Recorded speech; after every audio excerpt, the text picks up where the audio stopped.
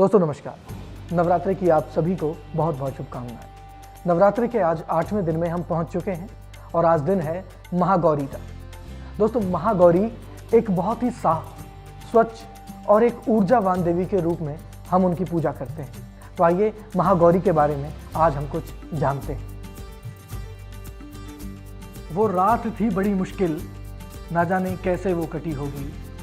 चंडा थी अपने भयानक रूप में, ना जाने शिव ने कैसी रोकी होगी। मैलीनता निकालने को कराया गंगा स्नान, माता की शक्तियां हुई शांत, माता का क्रोध हुआ शांत। माता फिर से थी अपने उसी सुंदर रूप में, महागौरी जिसको कहते हम आज के स्वरूप में।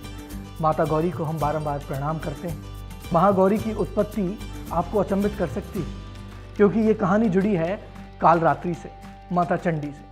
जब शुंभ और निशुंभ का माता ने वध कर दिया तो उनका क्रोध अपने उच्चतम स्तर पर था, उन्हें रोक पाना मुश्किल था। उनके सामने जो भी आ रहा था माता उसी का वध कर रही थी। ऐसे में देवताओं ने जब शिव से प्रार्थना की कि हे महादेव, माता को रोकिए, तो महादेव ने उन्हें रोकने के लिए अपने आप को उनके चरणों में डाल दिया। जब माता ने देखा उनके प्रियवर उनके चरणों में, तो माता ने क्रोध में अपनी जीवा काट ली। उसके बाद सवाल था कि क्या माता इसी रूप में रहेंगी? ऐसा तो नहीं हो सकता।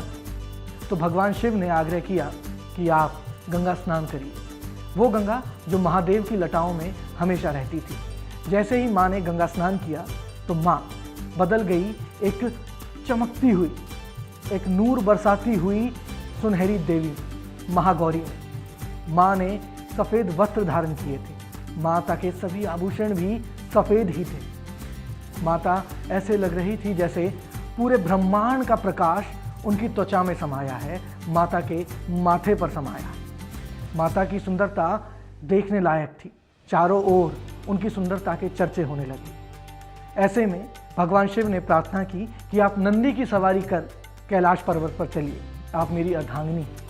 ऐसे शिव ने महागौरी का हाथ थामा और उन्हें अपनी अर्धांगिनी बनाया।